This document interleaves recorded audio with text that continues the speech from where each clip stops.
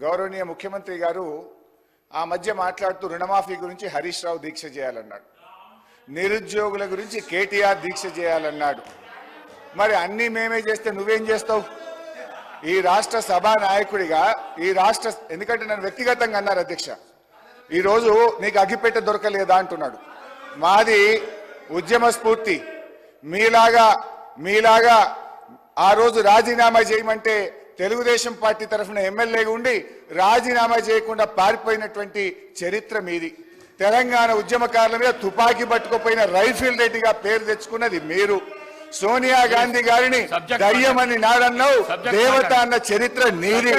రాహుల్ గాంధీ గారిని ఆనాడు పప్పు అన్నావు, ఈనాడు పిఎం క్యాండిడేట్ అంటున్నావు. నేనేమంటున్నా సార్ అంటే, దయచేసి నేను చెప్పేది ఒకటే, సీఎం గారు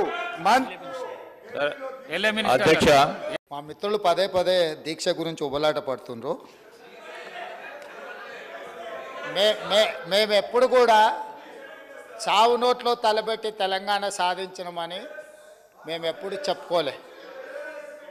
24 గంటలు తిరగకంటే ముందే నిమ్మకాయ రసం దాగి మేము నిమ్స్ హాస్పిటల్లో ఎక్కించుకొని మేము ఎప్పుడు దీక్షలు చేసి చావు నోట్లో తలబెట్టినమని అబద్ధాలు చెప్పలే.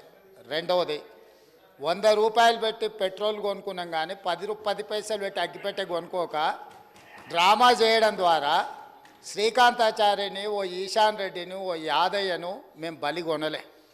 మేము ఎవరి శవాల ప్రాతిపదికనో ఎవరి ప్రాణాల ప్రాతిపదికనో మేము అధికారంలోకి రావాలని కోరుకోలేదు.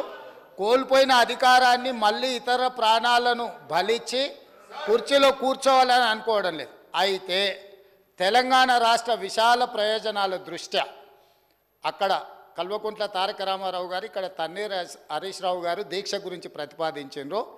తప్పకుండా జంతర్ మంతర్లో చంద్రశేఖరరావు గారిని రమ్మనుండ్రి.